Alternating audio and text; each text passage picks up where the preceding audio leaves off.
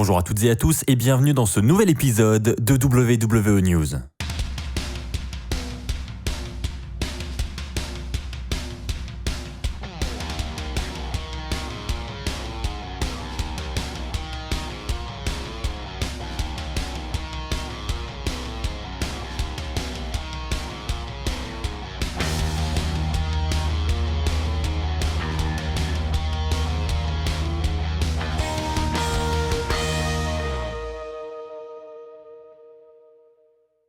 Bonjour à toutes et à tous les amis, c'est Axel de la chaîne YouTube WWE Fan France. On se retrouve pour un nouvel épisode de WWE News en ce dimanche matin. Beaucoup d'informations sur l'actualité catchesque en ce moment. On va parler de WrestleMania, on va parler de la possible fin des live events de la WWE. On va évidemment parler du renvoi de Zelina Vega qu'on n'a absolument pas vu arriver du côté de la WWE. Et on finira avec Seth Rollins qui pourrait lui aussi quitter la WWE pour quelques temps. Ceci étant dit, c'est parti, commençons avec le renvoi de Zelina Vega. Effectivement, c'était juste avant SmackDown cette semaine, c'était vendredi soir dans la nuit. Zelina Vega a été renvoyée par la WWE et c'est clair que personne ne l'a vu venir. Si vous êtes inscrit sur Twitter, vous avez dû voir de nombreux tweets de soutien envers Zelina Vega. Tout le monde était dans l'incompréhension totale. Et avec ce qui se passait avec la WWE en ce moment, surtout du côté de Twitch, Cameo, etc., on a un petit peu compris ce qui s'est passé.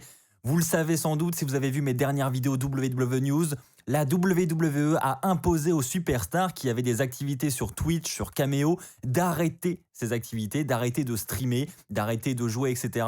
sous le nom de leur superstar. Donc elles n'avaient plus le droit de le faire et donc en gros, les superstars avaient soit le choix d'arrêter et de continuer à la WWE, soit elles décidaient de continuer leurs activités et risquer des sanctions diverses, soit des amendes, soit des renvois, soit des suspensions. Et le renvoi de Zelina Vega est bien dû à cette nouvelle politique. C'est le PW Insider qui nous informe de cela. Donc Zelina Vega a continué ses activités sur Twitch malgré cette nouvelle politique et donc la WWE a décidé de libérer Zelina Vega. Donc en gros, Zelina Vega n'a pas eu trop le choix parce qu'elle s'est exprimée ensuite sur Twitch. Si vous avez l'occasion de voir ce moment dans lequel Zelina Vega s'exprime au sujet de son renvoi, vous allez voir que Zelina Vega est remplie d'émotions, elle est submergée. On voit que clairement elle comprend pas ce qui lui arrive et c'est pas ce dont elle avait rêvé quoi. Clairement, elle dit que au contraire, elle a toujours rêvé d'être une catcheuse. Elle voulait continuer à vivre son rêve, donc clairement ce renvoi lui a brisé le cœur et Zelina Vega est clairement en larmes dans cette vidéo. Donc c'est vraiment un moment hyper touchant. De nombreuses superstars ont apporté leur soutien à Zelina Vega. Juste avant que le renvoi de Zelina Vega soit officialisé, Zelina Vega avait tweeté qu'elle soutenait la syndicalisation, ce qui montre encore une fois qu'il y a de très grandes chances pour que le renvoi ait un lien avec ses activités Twitch. Alors il y a d'autres superstars qui ont décidé de continuer leurs activités malgré ça, je pense à Paige notamment. Donc est-ce que Paige va subir la même sentence que Zelina Vega? Je pense que certaines superstars doivent commencer à être légèrement inquiètes à ce sujet. On va voir ce que nous réservent les prochains jours, mais j'espère que nous n'allons pas assister à une vague de licenciements due à ces activités qui continuent sur Twitch. Honnêtement, je trouve ça vraiment violent quand même. Et là, encore une fois, comme beaucoup, je soutiens vraiment Zelina Vega parce que je me mets à sa place.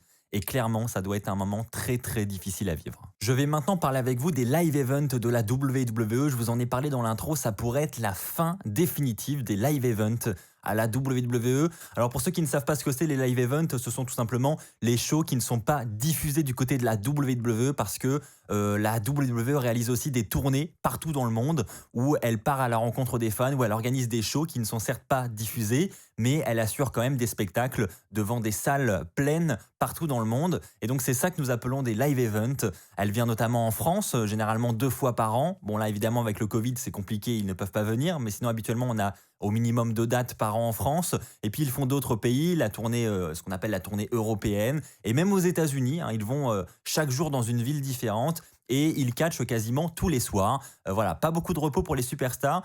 Et suite à cela, suite à cette épidémie justement du Covid-19, la WWE a réalisé que, sans faire ses live events chaque jour, la fédération économise de l'argent et arrive, malgré la fin de tout ça, à rester rentable. Donc, en gros, économiquement, la WWE se porte encore mieux sans live event. Du moins, c'est ce que nous rapporte le Wrestling Observer. Donc on peut se dire, est-ce que la WWE va reprendre les live events? Et selon cette même source, non, la WWE aurait décidé d'arrêter les live events. Alors peut-être pas définitivement, je pense notamment à la tournée européenne qui va continuer. Je pense qu'ils viendront toujours tous les ans parce qu'ils vont vouloir conserver cette proximité avec les fans européens. Parce que oui, les fans européens n'ont pas les mêmes facilités à aller voir un show que les fans américains.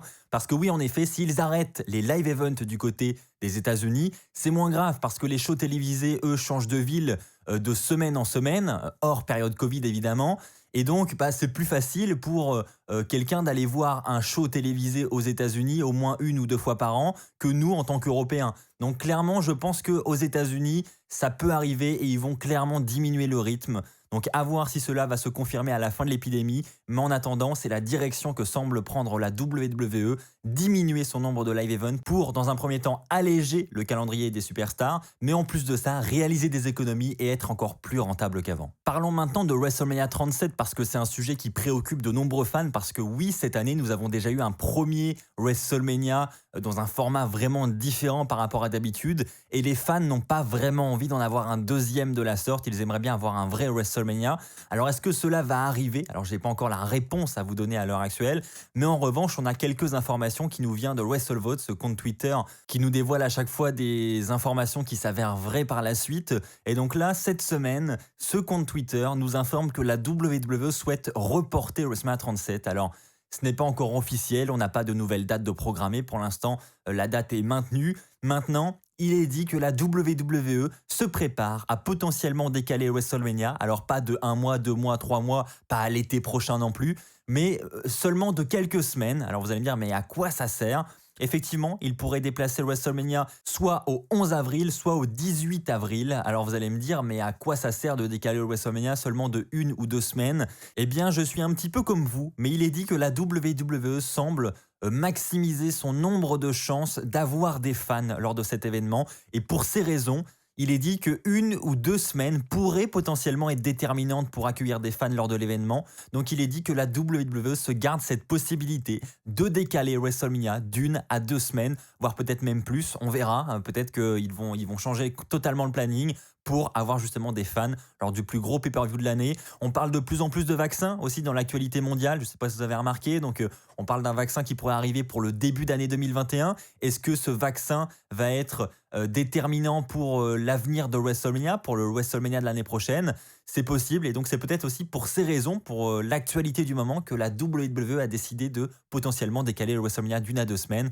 Bref, est-ce que ça va vraiment changer quelque chose? Ça, il va falloir attendre pour en savoir plus. Et enfin, pour terminer, nous allons parler de Seth Rollins qui lui aussi devrait quitter la WWE. Alors pas définitivement évidemment, mais quitter la WWE de manière temporaire pour un congé paternité, ce qui semble évident puisque avec Becky Lynch, je vous rappelle qu'ils vont avoir un enfant dans quelques semaines maintenant.